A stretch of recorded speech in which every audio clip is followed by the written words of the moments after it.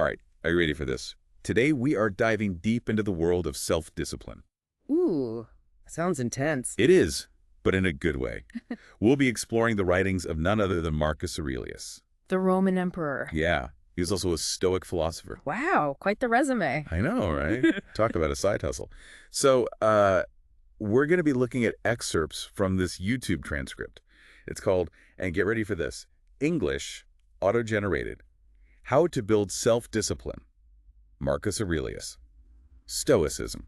Downsub.com.txt. Catchy title. I know, right?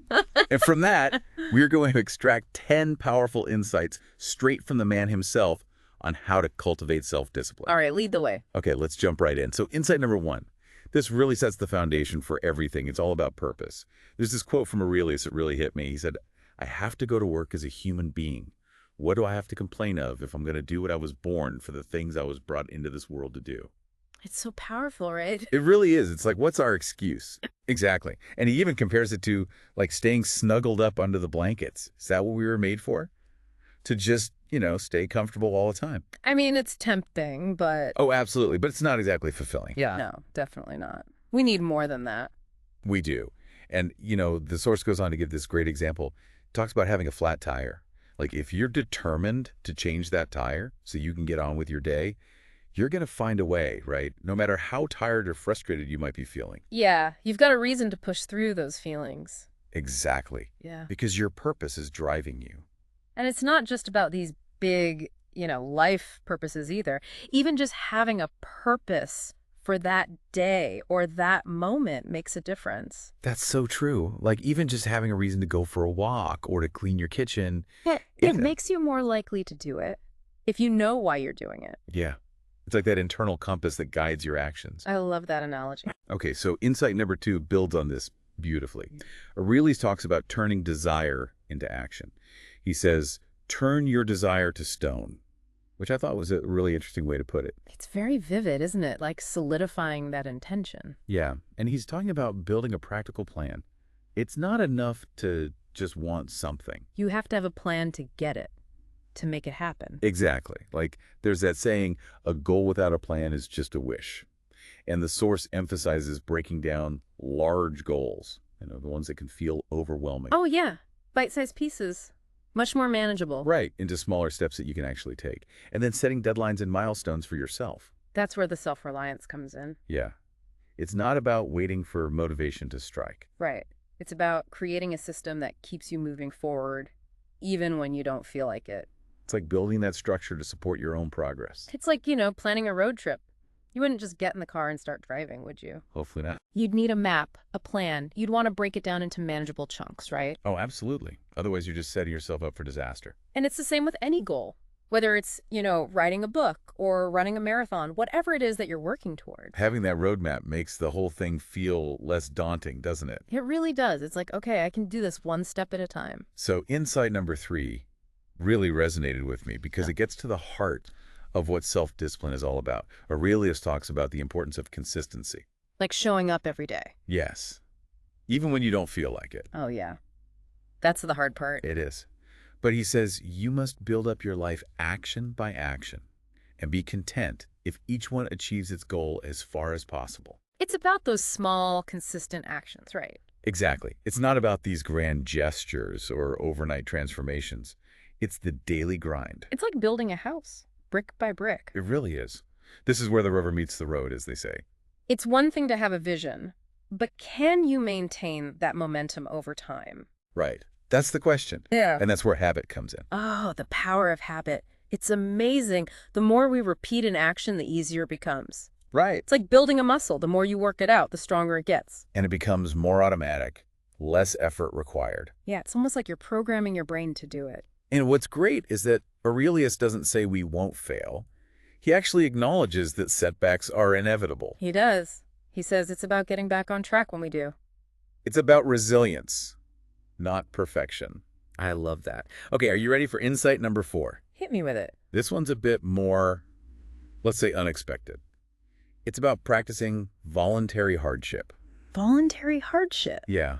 I have to admit, when I first read this, I wasn't sure what to make of it. It doesn't sound particularly enjoyable. It doesn't. But from a Stoic perspective, it makes sense. How so? Well, it's about intentionally stepping outside of your comfort zone to build resilience, like preparing yourself for the inevitable challenges of life by deliberately exposing yourself to smaller, more manageable ones.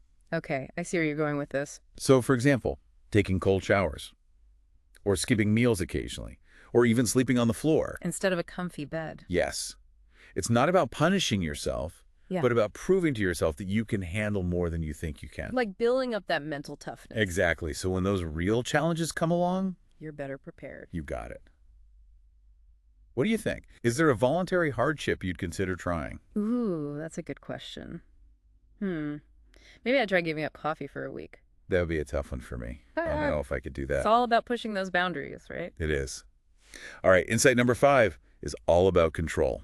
Aurelius says, you have power over your mind, not outside events. Realize this, and you will find strength. This is a big one. We talk about this a lot. We do. It's so easy to forget, isn't it? It is. We get so caught up in things that are completely outside of our control. Like traffic, or the weather, or what other people think of us. Right. And then we let those things dictate our mood, our entire day. It's crazy when you think about it. So that's where that Stoic idea comes in, the dichotomy of control. Focus on what you can control and let go of the rest. The source actually has this little flow chart. Oh, yeah. What does it say? It says, do you have a problem in your life? If no, then don't worry. If yes, can you do something about it? If yes, then do something about it. And don't worry. But if no, then don't worry. I love that. It's so simple, but so powerful. It's like a mental reset button, isn't it? Totally. Okay, ready for number 6? Always spin me. This one's short and sweet. Aurelius says, do your job without whining. Straight to the point. No sugarcoating there. He's calling us out on that victim mentality. Which is so easy to fall into. Oh, it is. It's easy to blame external factors for our circumstances, but that keeps us stuck. The source actually lists some common victimhood excuses, like, I was just born this way, or everyone else does it. Those are classics. But then it challenges us to reframe those excuses. Like, instead of saying, I was just born this way, maybe it's, I can learn and grow. Much more empowering, right? Absolutely. Yeah. What about you? Have you ever noticed yourself falling into that trap of blaming external factors? Oh, yeah, definitely. It's so easy to do. But when you catch yourself and shift that focus inward, it's amazing what happens. It's like reclaiming your power. Exactly. You're not at the mercy of your circumstances anymore. You're choosing how to respond, how to move forward. So powerful. We've covered a lot of ground already, and we're only halfway through our list. I know, right? This is quite the deep dive. It is. But we've got more to uncover. We'll be back soon with the remaining insights from Marcus Aurelius on building self-discipline. Can't wait. All right, welcome back to our deep dive into the wisdom of Marcus Aurelius on self-discipline. Back for more Stoic wisdom. That's right.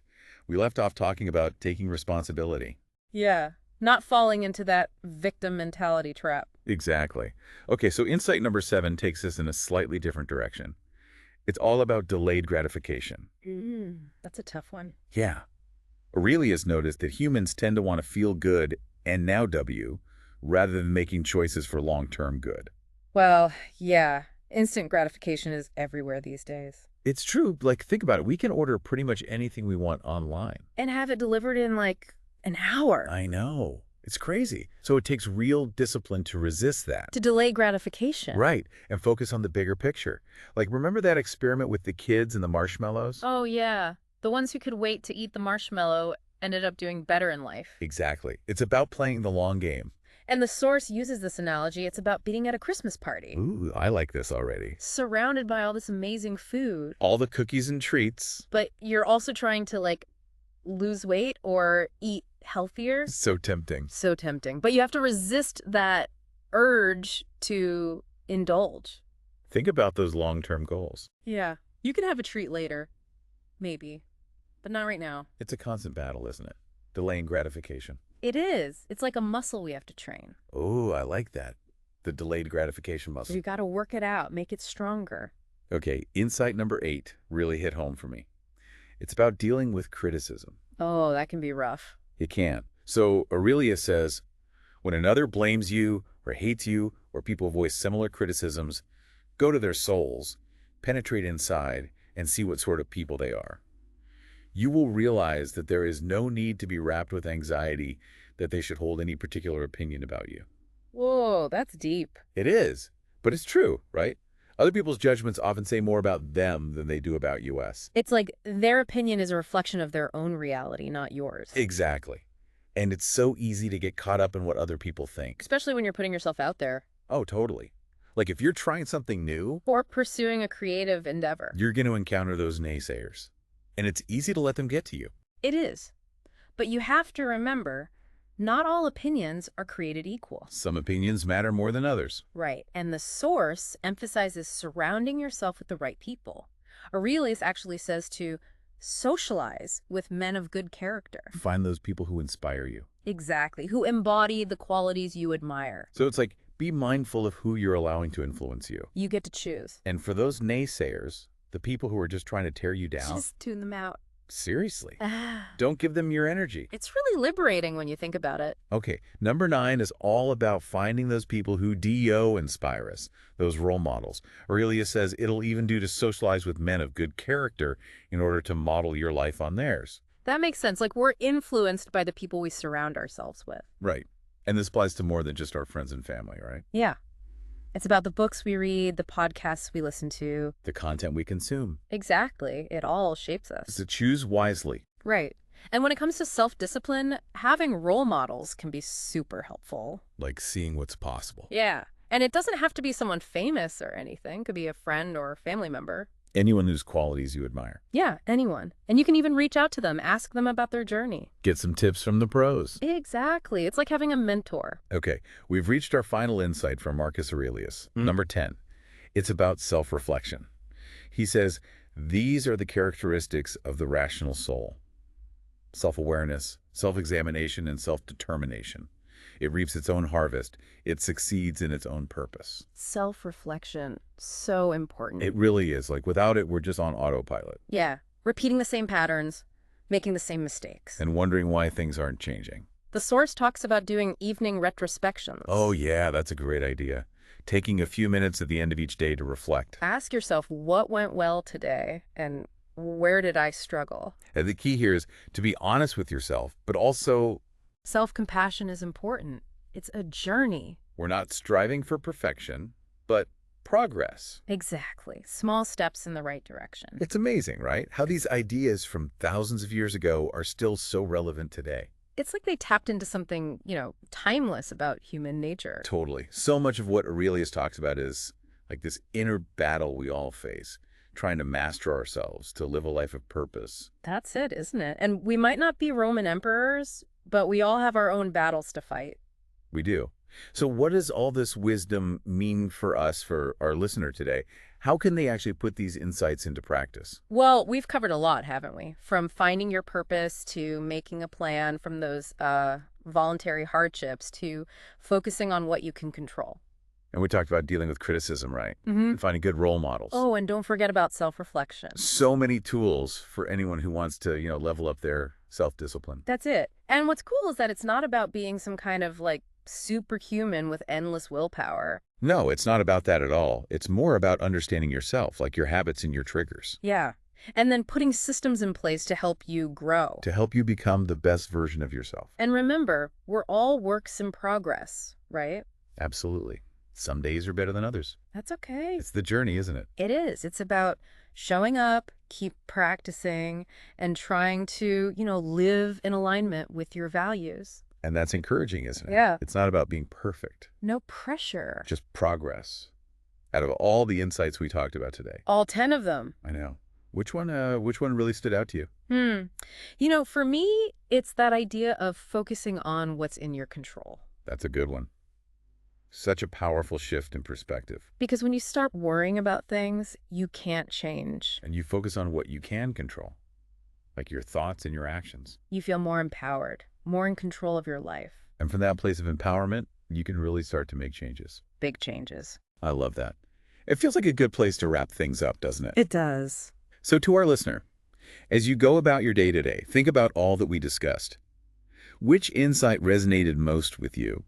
And more importantly, what's one small action you can take, like right now, to put it into practice. Because even the smallest step, right, It can make a difference. can set you on a new path. Absolutely. So keep seeking, keep questioning, and keep diving deep into the world of ideas. And keep cultivating that self-discipline. We'll see you next time.